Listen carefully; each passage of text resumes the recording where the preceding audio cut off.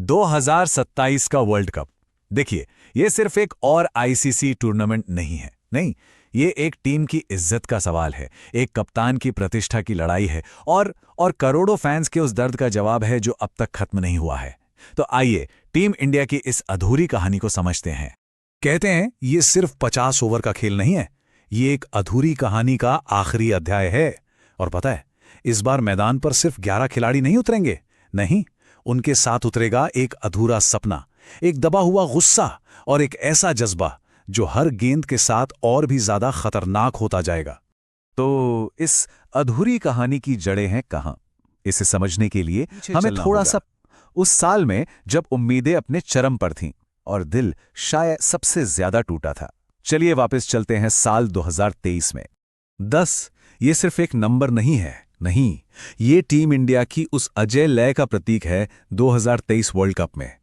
सोचिए, लगातार 10 मैच जीते, हर टीम को हराया, हर डिपार्टमेंट में, चाहे वो बॉलिंग हो या बैटिंग, हर जगह दबदबा बनाया।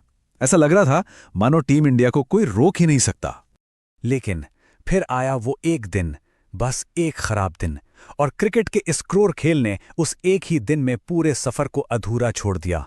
फाइनल की उस हार ने सिर्फ एक ट्रॉफी नहीं छीनी, बल्कि करोड़ दिया और एक सवाल हमेशा के लिए छोड़ दिया। क्या ये टीम इस कहानी का सही अंत कभी लिख भी पाएगी? जब सब लोग 2023 की हार के घाव भरी रहे थे, तभी भारतीय क्रिकेट के गलियारों में एक ऐसा फैसला लिया गया जिसने इस कहानी में एक नया और बेहद चौंकाने वाला मोड़ ला दिया। साल था 2025 और अचानक से खबर आई कि रोहित शर्मा को कप्तानी से हटा दिया गया है और टीम की कमान सौंपी गई है युवा बल्लेबाज शुभमन गिल को। अब ये फैसला जितना चौंकाने वाला था ना, उतना ही विवादित भी। अब जरा इस स्लाइड पर देखिए, ये वाकई दिलचस्प है। एक तरफ रोहित का शानदार प्रदर्शन, आईसीसी टूर्नामेंट्स में 87% से भी ज्यादा का जीत प्रतिशत और एक मजबूत एकजुट ड्रेसिंग रूम। तो दूसरी तरफ बीसीसीआई का तर्क था कि भाई ये एक ट्रांजिशन प्लान है, भविष्य की तैयारी है। लेकिन सवाल तो उठना ही था कि क्या भविष्य के लिए वर्तमान को इस तरह नजरअंदाज किया जा सकता है? इस बड़े फैसले के पीछे जिन दो नामों की सबसे ज्यादा चर्चा हुई, वो थे गौतम गंभीर और अजीत अगरकर। लेकिन उनके इस एक कदम ने एक बहुत बड़ी बहस छेड़ दी। फैंस से लेकर क्रिकेट एक्सपर्ट्स तक हर कोई बस यही पूछ रहा था, क्या एक इतने सफल कप्तान को हटाने का यह सही समय था? खैर, वक्त आगे बढ़ा और टीम एक नई दिशा में चल पड़ी। लेकिन क्रिकेट की कहानी इतनी सीधी नहीं होती। 2027 विश्व कप की आहट ने एक बार फिर सब कुछ बदल दिया और कहानी ने एक ऐसा यू टर्न लिया जिसकी शायद किसी ने उम्मीद भी नहीं की थी। देखिए, 2027 का world cup south Africa, Zimbabwe और नामीबिया में होना है। मतलब तेज गेंदबाजों को मदद करने वाली पिचें, मुश्किल हालात। और तो और इस बार हाई स्टेक्स सुपर 6 फॉर्मेट की भी वापसी हो रही है, जहां एक छोटी सी गलती भी आपको टूर्नामेंट से सीधा बाहर कर सकती है। तो एक बार फिर से इस कहानी के मोड़ों को देखते हैं।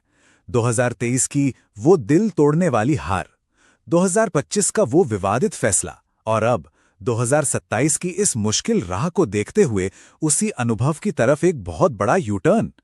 इन्हीं चुनौतियों को देखते हुए बीसीसीआई के अंदर एक बड़ी मीटिंग हुई और रिपोर्ट्स की माने तो लंबी बहस के बाद यह फैसला लिया गया कि ऐसे बड़े टूर्नामेंट में अनुभव की भूमिका बहुत ज्यादा अहम है।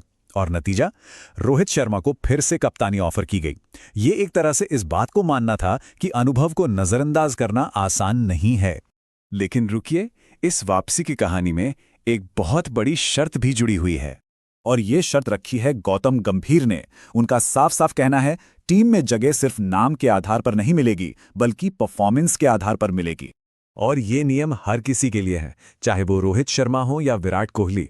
अगर टीम में जगह बनानी है तो लगातार अच्छा प्रदर्शन करके दिखाना ही होगा। कोई अपवाद नहीं, कोई एक्सेप्शन नहीं। तो इस नई चुनौती और इस शर्त के बीच टीम के दो सबसे बड़े दिग्गजों का अपना एक अलग मिशन भी चल रहा है। रिपोर्ट्स के मुताबिक रोहित और विराट दोनों ने अब अपना पूरा फोकस सिर्फ और सिर्फ वनडे क्रिकेट पर कर दिया है। T20 और टेस्ट से दूरी बनाकर 2027 वर्ल्ड कप को वो अपना आखिरी लक्ष्य मान रहे हैं। ये एक तरह से उनका लास्ट मिशन है, अपने करियर को एक परफेक्ट।